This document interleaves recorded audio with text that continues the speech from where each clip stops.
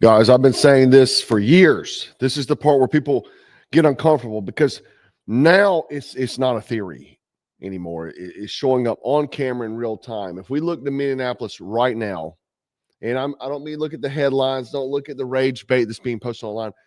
You look at the pattern. Federal agents operating in a city that has already been on the edge since 2020, right? An enforcement operation turns into multiple shootings. Then, another confrontation, more protest. Then crowds get back in the street again. This city has never cooled off since George Floyd or hasn't reset. It just went quiet for a while, and now the pressure's back. And when people tell you this is just another protest, they're lying to themselves, because protests don't end with federal vehicles getting surrounded and prying open compartments, right? And end up with FBI weapons in hands of protesters. Check it out. So this first clip is them ripping. This is the FBI vehicle. They've got a trunk safe. I'm sure some of you guys may even have these things. Obviously, if you wrap a toe strap around it and snatch it out, it's going to come. So they get it out, and you see them chasing, man. They want them guns bad. They want them guns. It's kind of like when little Jimmy's waiting to get his second round at Thanksgiving, and he's itching, waiting to see who's getting all the food. But anyway, I'm going to play the next clip here. You're going to see them taking a rifle bag out, ammo, and so on. The first one I cut the audio, but because there was music and such in the background. But what people are saying in there is, because so many people recording, you could see it. But what they were saying was, hey, man, don't post this online because they're going to get our faces. Well, lo and behold, it's there. So. Oh, wow.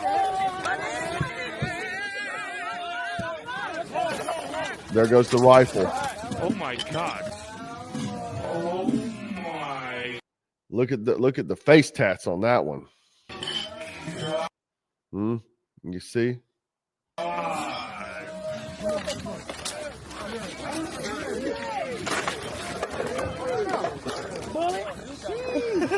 Here's some bullets. Kim likes the whole tactical loadout. I'm sure many of my followers has this same loadout in their trunk safe.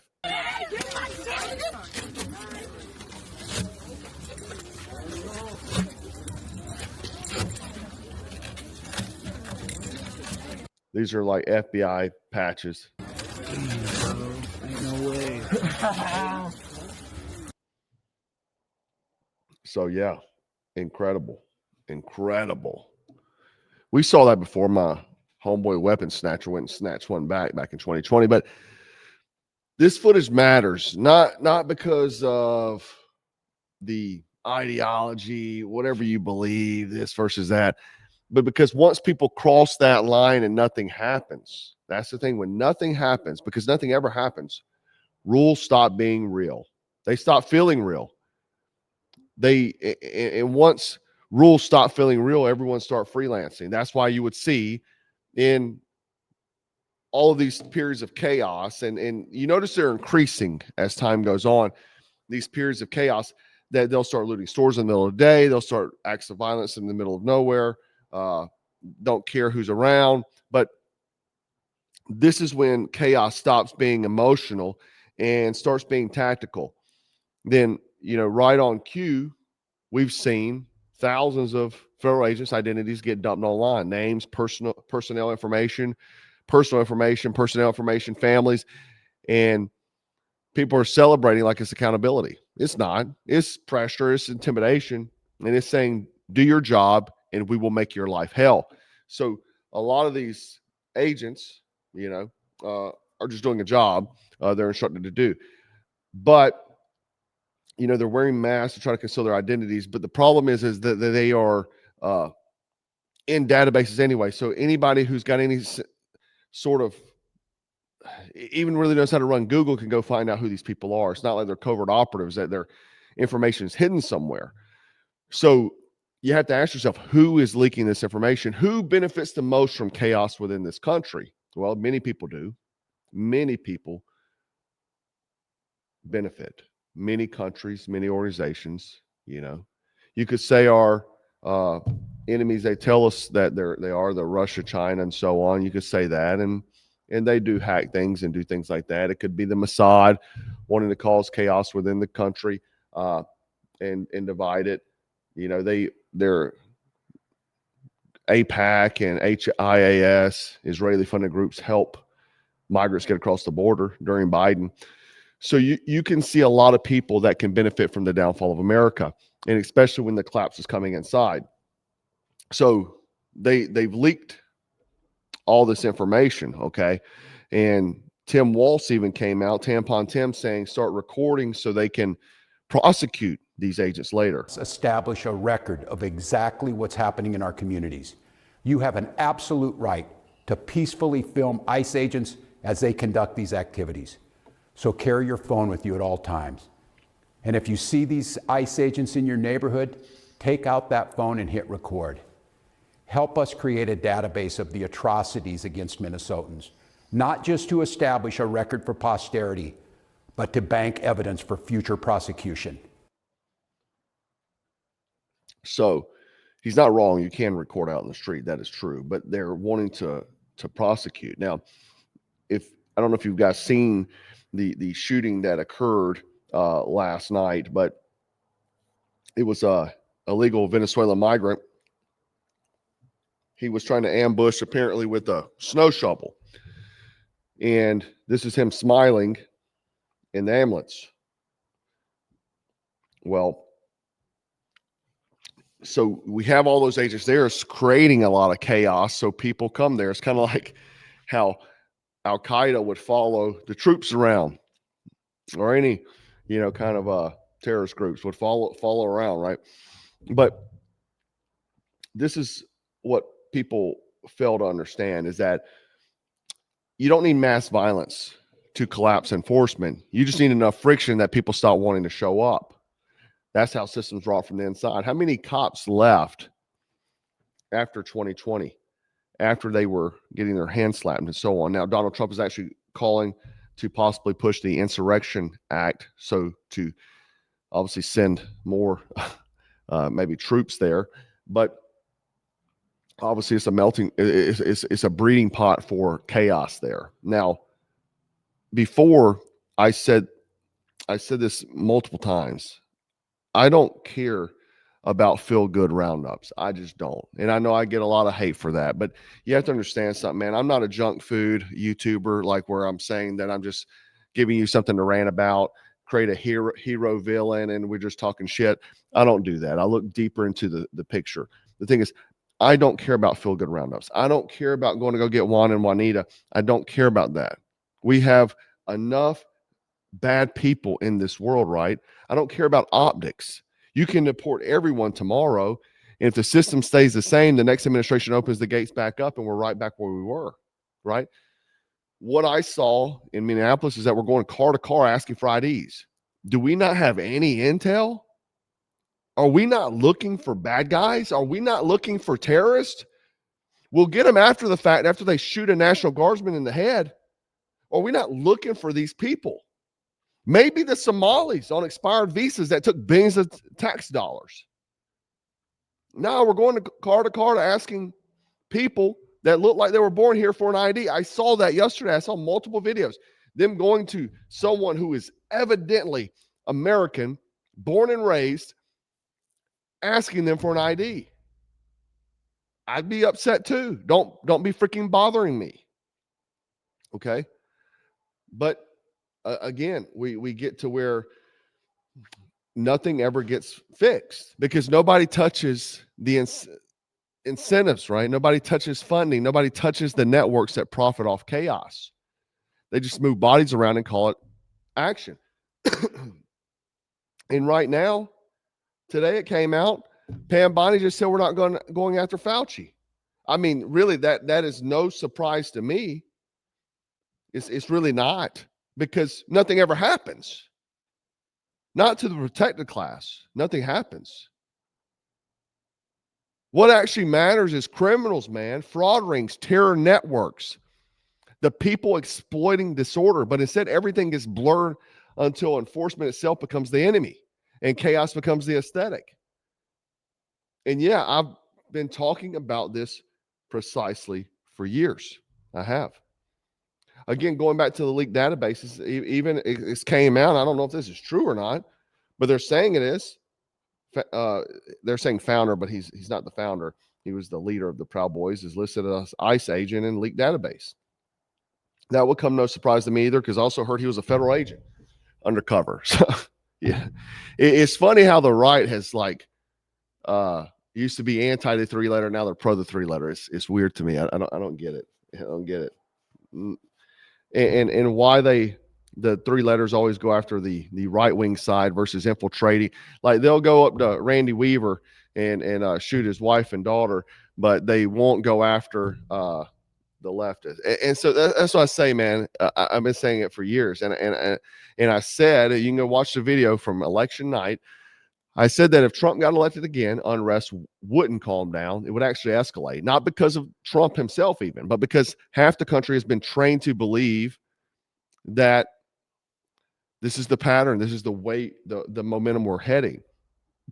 But I told you back then that 2020 was not the peak. A lot of people thought it was. They moved past it.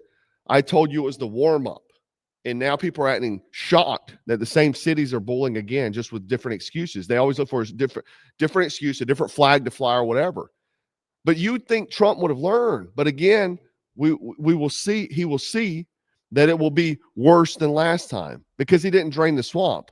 They just regrouped. And trust me, it will be worse this time around. If you thought 2020 was bad, 2020 is going to look like a freaking walk in the park compared to what's coming. And the most dangerous part isn't the violence, it's the normalization.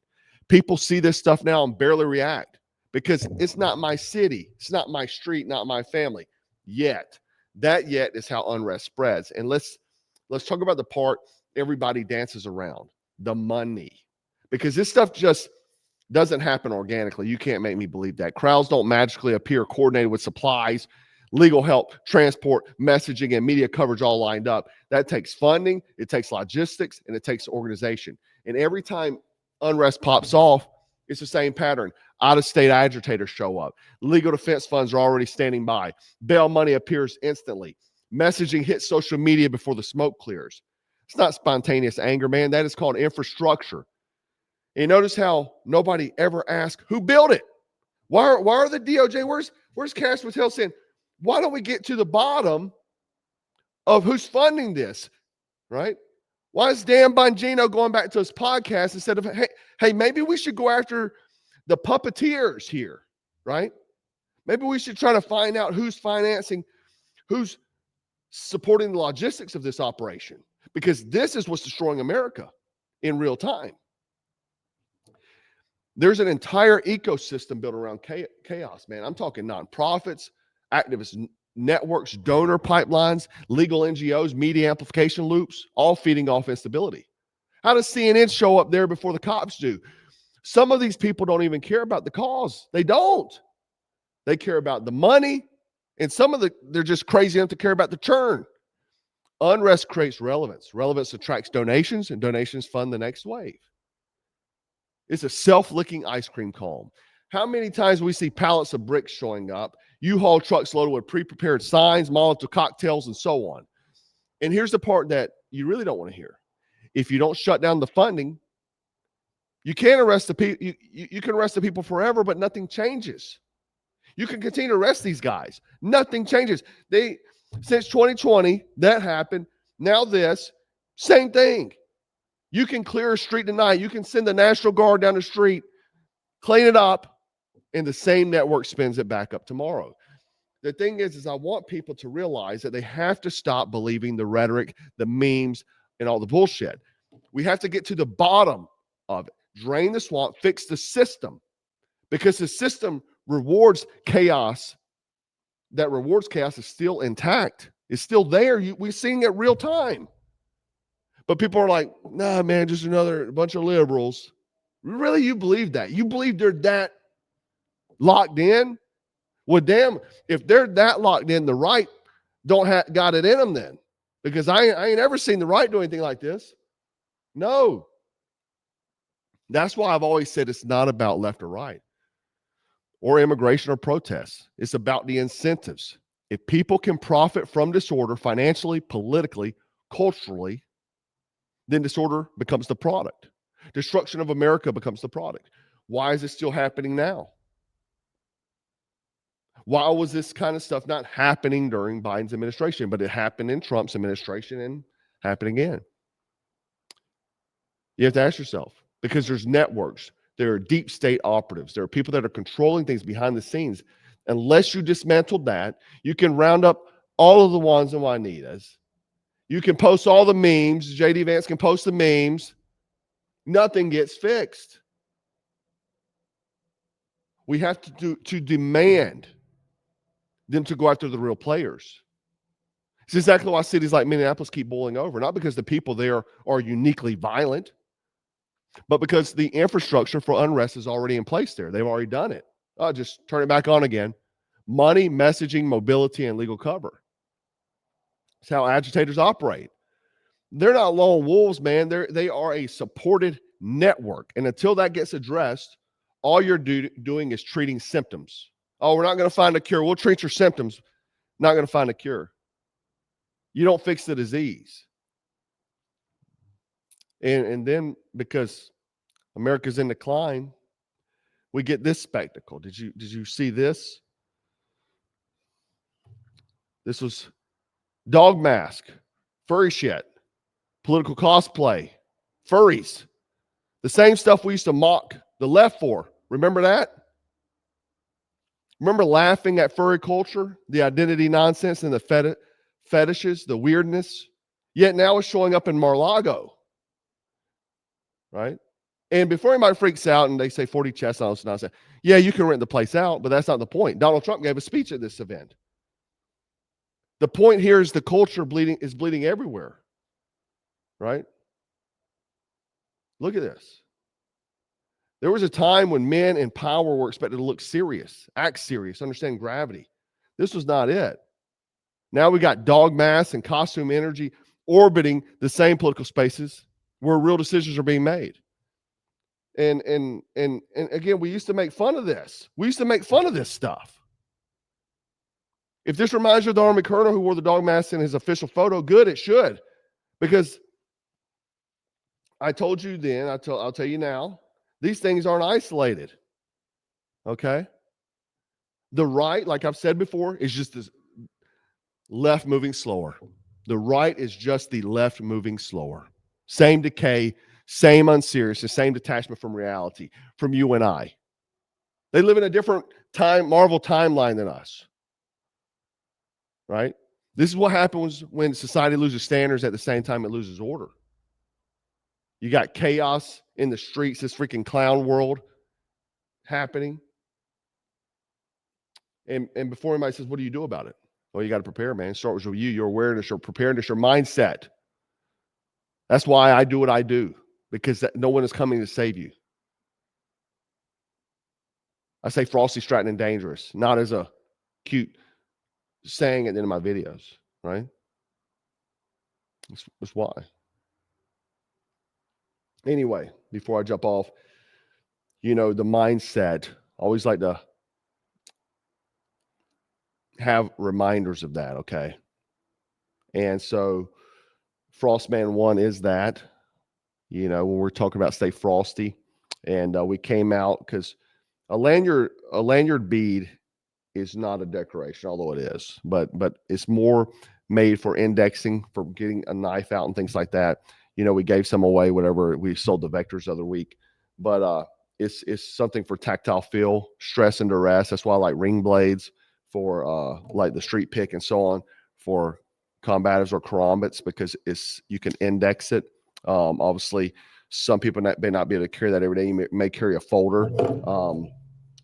In something like our Vector, this is the black one. They're not out yet, but this is a deep carry pocket clip, so you can't really get a good.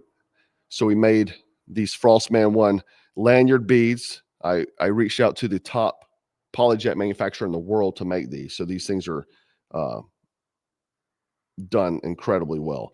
But that way you can pull out of your pocket quickly and get your blade out. Also, you can put it on your bag if you got that sling bag for that tactile feel, right? For indexing. Open up the bag to get your concealed carry pistol out. Here's a quick snapshot of this from our store here. You can see the Frostman 1. Yeah, he's cool, right? But it's also a reminder. It's not only for the bead using as the tactile feel, the indexing, but it's also to remind you to stay switched on every day so you're not sleepwalking. It lives on your blade, your keys, your bag, whatever you carry every day, because chaos doesn't announce itself. It shows up when you're distracted. That's why it's important to always stay frosty, strapped, and dangerous, man. Most people won't notice things breaking down until it hits them personally, right? And if you live in this mindset, we're the opposite of that kind of person. We're the ones who stays alert before there's a problem, okay? And if you know, you know. Anyway, that beat is live on Black Scout Survival Drop Day. If you're on the email list, you probably got it this morning. But things are getting wild, and I see more unrest coming. That's why it's good to have your gear prepped, your family prepped. If you're part of our commando level membership in the tribe, you can watch the Watchman film, your home defense, home security, for free. Go check it out. If you're already a commando member, go watch it. It's on there. So that way you can harden your home and all that kind of stuff. Is something that I want to do for you guys to obviously become better prepared, because obviously it's coming and it's going to be worse. 2020 was just a warm-up. Stay frosty, stay strapped, stay dangerous. Black Scout out. 2, 3. 1, 2.